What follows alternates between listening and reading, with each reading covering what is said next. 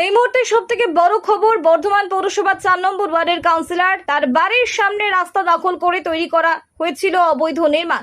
আজ প্রশাসনের মোতায়েনে অবৈধ নির্মাণে চলল বুলডোজার। এলাকা জুড়ে খুশির আনন্দ দেখা গেল এবং তার সাথে সাথে মিষ্টি বিতরণ করা হয় সাধারণ মানুষদের মধ্যে। এলাকাবাসীর অভিযোগ, ৪ নম্বর ওয়ার্ডের কাউন্সিলর নুরুল আলম এলাকার মধ্যে তোলাবাজি থেকে শুরু করে জোর জুলুম অত্যাচার চালিয়েছে। সাধারণ মানুষ অন্যায়ের প্রতিবাদ করতে গেলে ধমকারি চমকারি মারধর করা হতো। এলাকাবাসীর দাবি, অবিলম্বে নুরুল আলমকে গ্রেপ্তার করতে হবে, তা না হলে বৃহত্তর আন্দোলনে নামবে এলাকাবাসী। বিজেপির কার্যকর্তা নিত্যানন্দ দাসের অভিযোগ, এই বেআইনি নির্মাণের জন্য সাধারণ মানুষ চলাচল ক্ষেত্রে অনেক অসুবিধা হচ্ছিল এবং এলাকাবাসী চরম সমস্যায় ভুগছিলেন। অবশেষে আজ বেআইনি নির্মাণকে বুলডোজার দিয়ে ভেঙে গুড়িয়ে দেওয়া হলো।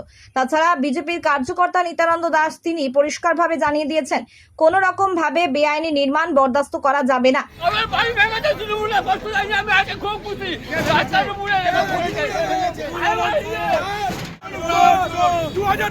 আমার দোকানে আগুন লাগিয়েছিল, আমার বাবাকে বলেছিল জ্যান্ত পুড়িয়ে মারবে। নুরুল আলম তো নুরুল আলম বলেছিল নুরুল আলমকে অবিলম্বে গ্রেপ্তার করতে হবে, নাহলে আমরা বৃহত্তর আন্দোলন নামলো। হয়ে কথা বলতে পারে নাই, দেশ স্বাধীন হয়েছে 26-এ, তাই লোকে কথা বলতে পারছে। হ্যাঁ, এরা হচ্ছে ইংরেজের একটা অংশ। একটা গরিব মানুষ বাড়ি করতে গেছে, তার কাছে 20,000 30,000 কাটমানি খেয়েছে। এত বাড়িগুলো হয়েছে, টোটাল বাড়ি কয়েক কোটি টাকা কামিয়েছে বলে লাড্ডু বিতরণ হচ্ছে, মানুষ কত খুশি।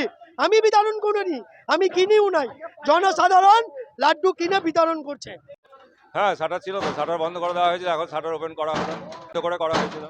ওপরে দিয়ে দোতলায় জানলা লাগাও করা হয়েছিল। একটু বৃষ্টির জল পড়লে জানলা আগে বন্ধ করতে হতো, বৃষ্টির জলটা ছিটকে ঢুকে যেত। এই মূর্তিটার ওপর জলটা পড়তো, জলটা ছিটকে আমার বিছানাটা সবই ভিজতো। বাজি থাকি না, আজ আমার 6 বছর হচ্ছে আমার ছেলে মারা গেছে। আজ এই 2 বছর হচ্ছে আমার নিজের স্ট্রোক হয়েছে। একবেলা দোকান করি, দুবেলা করতে পারি না।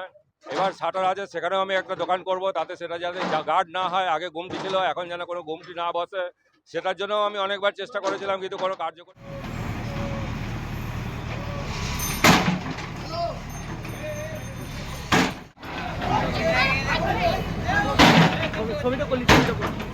চোরগুলোকে বার কর, চোরগুলোকে।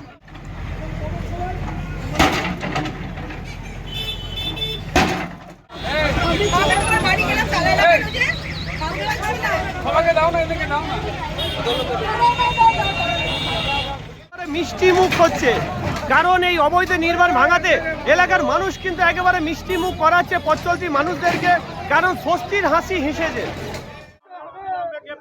আমরা নুরুল আলমকে অবিলম্বে গ্রেপ্তার করতে হবে, নাহলে আমরা বৃহত্তর আন্দোলন নামলো।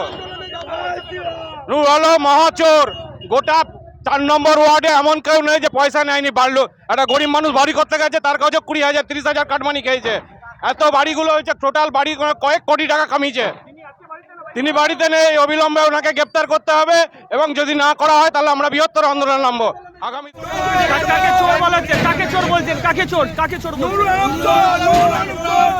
2021 সালে আমার দোকানে আগুন লাগিয়েছিল, আমার বাবাকে বলেছিল জ্যান্ত পুড়িয়ে মারবে। নুরুল আলম তো নুরুল আলম বলেছিল, নুরুল আলম বলেছিল বাজারপুর কাপুরে করে, তারা ব্যবসা করে। আমার বাড়ি ভেঙেছে, তৃণমূলে বস্তু যায়নি, আমি আজকে খুব খুশি। রাস্তার উপরে জয় শ্রীরাম।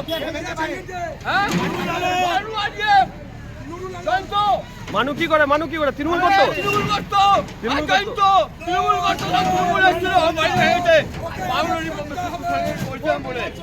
আজকে বিজেপি সরকার এসে হিসাব হবে তাদের। রাস্তার উপর বলছিল ভেঙেছে, আর খুব খুশি, আমি খুব আনন্দিত হয়েছি। লাড্ডু বিতরণ হচ্ছে, মানুষ কত খুশি। আমি বিতরণ করিনি, আমি কিনিও নাই, জনসাধারণ লাড্ডু কিনে বিতরণ করছে। এত খুশি, ভয়ে কথা বলতে পারে নাই, দেশ স্বাধীন হয়েছে 26-এ, তাই লোকে কথা বলতে পারছে। হ্যাঁ, এরা হচ্ছে ইংরেজের একটা অংশ।